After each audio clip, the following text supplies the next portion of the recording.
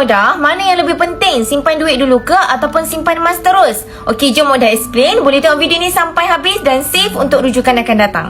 Sebenarnya sama ada simpan duit ataupun simpan emas, kedua-duanya penting, bergantung pada objektif simpanan kita. Jadi Oda sarankan tuan-puan wujudkan dulu simpanan untuk jangka masa pendek, which is simpan duit dulu untuk dana kecemasan. Andai kata kalau kereta kita rosak, kita boleh gunakan dulu duit simpanan kita ataupun untuk beli barang-barang keperluan rumah. Dan kalau nak kahwin hujung tahun ni, better simpan duit sahaja. Tapi kalau untuk simpanan jangka masa panjang, which is simpanan 2 tahun dan ke atas, Oda sangat sarankan tuan-puan simpan dalam bentuk simpanan emas.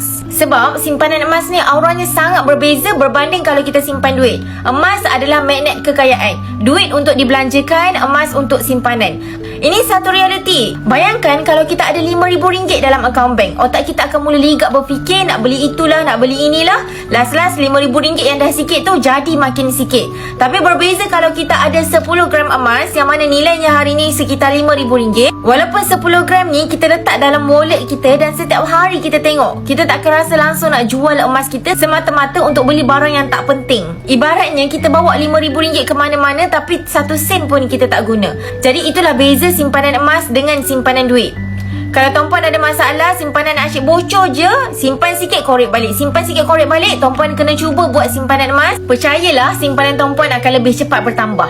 Dan kita akan sentiasa rasa kita sengkit sebab duit kita tak banyak tapi emas kita banyak. Jadi tuan-puan yang belum ada lagi simpanan emas, wajib mulakan terus hari ni.